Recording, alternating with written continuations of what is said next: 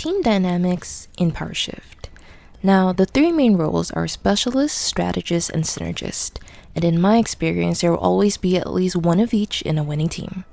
Recognizing these roles will help you determine which options you should take during the game, whether solo queue, pre-stack, full stack, in your team, and even in the enemy team. For quick reference, archetypes and builds are not the same. Builds are simply light, medium, and heavy, while archetypes refer to their objectives within the game of Powershift. Don't worry, I've got a quick overview video of the archetypes too. The Specialist. The Specialist is the foundation of the team dynamic.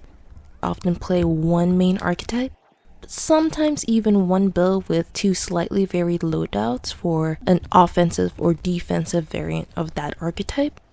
Sticks to one zone of influence, like just the objective, Zone A, which is center of platform to 25 meters out, or Zone B, which is 25 meters to 40 meters out.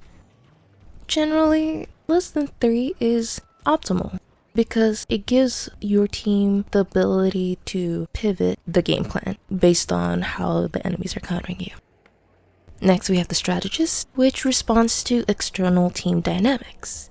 Strategist plays at least 2 archetypes, usually a main archetype and a secondary.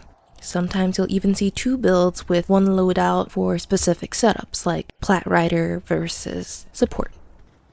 Strategist has routes in 2 connected zones between objective to Zone A or Zone A to Zone B. You want to have more strategists in your team, because it allows you to counter the enemy's archetypes based off of the strategist's main and secondary options. And then we have Synergist, who responds to internal changes within the team. Generally, Synergists can play at least 3 archetypes effectively. They may play all 3 builds with varying loadouts. They play to the zone or routes of teammates. They will either stick with one zone of influence to help the Specialist, they'll take routes that the Strategists take, or have their own route to stick between the Specialist and Strategist. Having more Synergists is not generally a good idea.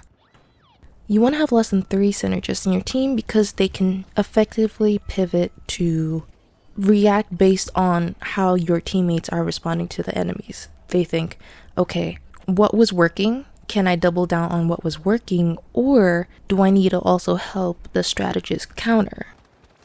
Generally, my rule of thumb is no more than 2 specialists, no less than 2 strategists, and no more than 2 synergists in a team. But yeah, that's just a quick team dynamic overview. Thanks for watching. I hope this makes sense. Let me know if you have any questions, and I'll see you in the arenas or the next video. Bye!